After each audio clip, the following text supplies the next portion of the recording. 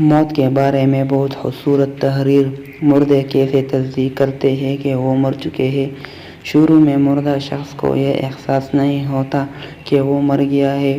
وہ خود کو موت کا خواب دیکھتا ہوا محسوس کرتا ہے۔ وہ خود کو روتا نہاتا گرا لگاتا اور قبر پر اترتا ہوا دیکھتا ہے۔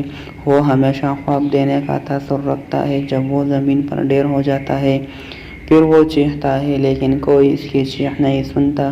جب ہر کوئی منتشر ہو جاتا ہے وہ زمین کے اندر تنہا رہ جاتا ہے۔ اللہ اس کی روح کو بحال کرتا ہے۔ وہ آنکھیں کھولتا ہے اور اپنے برے خواب سے جاگتا ہے۔ پہلے تو وہ خوش اور شکر گزار ہوتا ہے کہ جس سے وہ گزر رہا تھا وہ صرف ایک ڈراؤنا خواب تھا اور اب وہ اپنی نیند سے بیدار ہے۔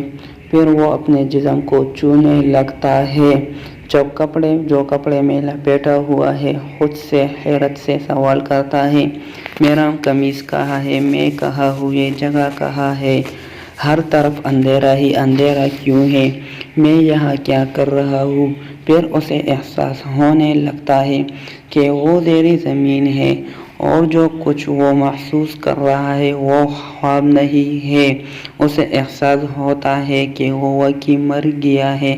وہ ہر ممکن حد تک زور سے چیختا ہے، پکارتا ہے۔ اس کے رشتہ دار جو اس کے مطابق اسے بچا سکتے تھے اسے کوئی جواب نہیں دیتا۔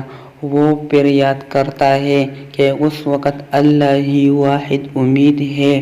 وہ اس کے لیے روتا ہے، اس سے معافی مانگتے ہوئے اس سے التجا کرتے ہیں، یا اللہ مجھے معاف کر دے، یا اللہ۔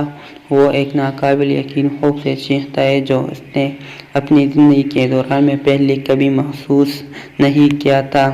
اگر وہ ایک اچھا انسان ہے تو مسکرائے ہوئے چہرے والے دو فرشتے اسے تسلی دینے کے لیے بیٹھ جائیں گے، پھر اس کے بہترین حکمت کریں گے۔ اگر وہ برا شخص ہے تو دو فرشتے اس کے خوف کو بڑھا دیں گے اور وہ اس کے بدصورت کاموں کے مطابق اسے اذیت دے گا۔